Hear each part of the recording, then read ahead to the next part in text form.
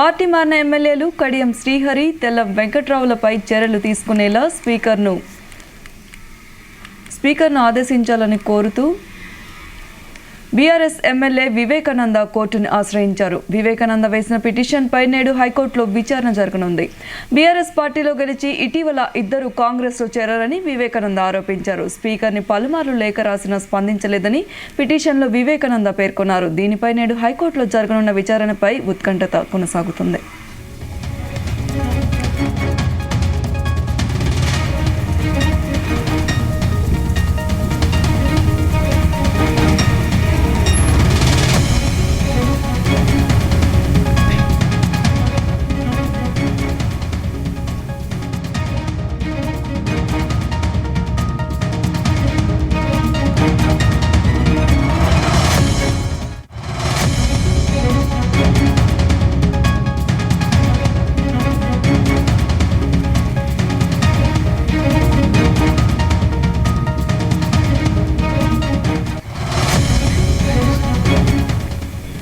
Party మారిన ఎమ్మెల్యేలు కడియం శ్రీహరి, తెల్లం వెంకట్రావులపై చర్యలు తీసుకునేలా స్పీకర్ను ఆదేశించాలని కోరుతూ బీఆర్ఎస్ ఎమ్మెల్యే వివేకానంద కోర్టును ఆశ్రయించారు. వివేకానంద వేసిన పిటిషన్పై నేడు హైకోర్టులో విచారణ జరగనుంది.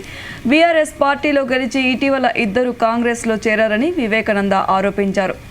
స్పీకర్కు పలుమార్లు లేఖ రాసినా స్పందించలేదని పిటిషన్లో వివేకానంద పేర్కొన్నారు. దీనిపై నేడు హైకోర్టులో జరగనున్న విచారణపై ఉత్కంఠత కొనసాగుతుంది.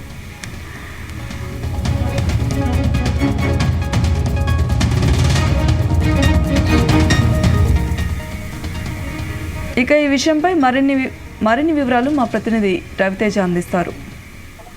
హైకోర్టులో ఎమ్మెల్యే వివేకానంద ఆ పార్టీ నుంచి బీఫామ్ పొంది బీఆర్ఎస్ పార్టీ నుంచి గెలుపొంది ఏ సమాచారం ఇవ్వకుండా ఇతర పార్టీలో ఆ రకంగానే ఎమ్మెల్యేలుగా కొనసాగుతా ఉన్నారనే దానిపై కూడా అభ్యంతరాలు వ్యక్తం చేస్తూ హైకోర్టులో ఒక పిటిషన్ దాఖలు చేయడం జరిగింది.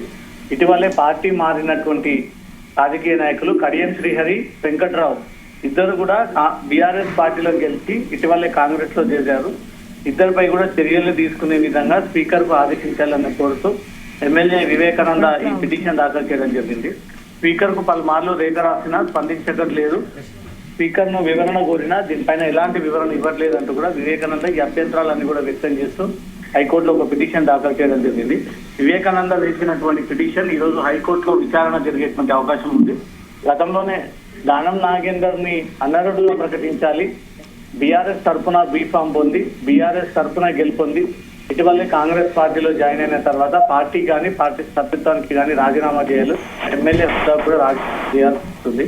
అవేవి కాకుండా ఇక్కడ బీఆర్ఎస్ పార్టీలో గెలుపుంది, అక్కడ కాంగ్రెస్ పార్టీలో జాయిన్ అయ్యి మళ్ళీ తిరిగి ఎంపీ కంటెస్టెంట్ కి పోతా ఉంటూ సికింద్రాబాద్ తరఫున అనే ఒక విషయాన్ని కూడా దానం నాగేందర్ పై కూడా ఈ అనర్హత వేటు ప్రకటించాలి, అతనిపై కూడా చర్యలు తీసుకోవాలని కూడా దానం నాగేందర్ పైన ఇటీవల ఒక పిటిషన్ దాఖలు చేయడం జరిగింది. మళ్ళీ ఇప్పుడు తాజాగా కుత్బుల్లాపూర్ ఎమ్మెల్యేగా గెలిచినటువంటి బీఆర్ఎస్ సీనియర్ నాయకుడు వివేకానంద గౌడ్ వేసినటువంటి పిటిషన్ ఈ రోజు హైకోర్టులో విచారణ జరిగేటువంటి అవకాశం ఉంది. కడియం శ్రీహరి, వెంకట్రావు ఇద్దరిని కూడా అనర్హుడుగా ప్రకటించడము, తిరిగి పార్టీకి రాజీనామా చేయాలి, మీరు పార్టీ ఎమ్మెల్యేల పదవులకు రాజీనామా చేసి తిరిగి ఎన్నికలకు వెళ్లాలంటూ కూడా ప్రధాన ఉద్దేశంతో ఈ హైకోర్టులో పిటిషన్ దాఖలు చేసినట్టుగా సమాచారం అందుతుంది. మరి కాసేపట్లో హైకోర్టులో ఈ పిటిషన్ విచారణకు వచ్చిన తర్వాత ఇద్దరు ఎమ్మెల్యేల విషయంలో స్పీకర్ కి ఏవైనా నోటీస్ జారీ చేసి ఇద్దరు పైన అనర్హత వేటు వేయాలంటూ కూడా కోర్టు ఏదైనా ఆదేశిస్తుందా, లేదా ఇది రాజకీయ పరమైనటువంటి అంశం, దీంట్లో కోర్టు జోక్యం చేసుకోలేదంటూ కూడా తిరిగి మీరు స్పీకర్ కార్యాలయం నుంచే ఏ ప్రకటన వెల్లడించాలనుకున్నా అక్కడి నుంచే అది కోర్టుకి సంబంధం లేదంటూ కూడా ఈ రకమైన ఆదేశాలు ఇస్తుందా అనే దానిపై మాత్రం విచారణకు వచ్చినటువంటి వెంటనే ఒక క్లారిటీకి వచ్చేటువంటి ఛాన్స్ ఉంది. Saumya. Okay, thank you Raviteja.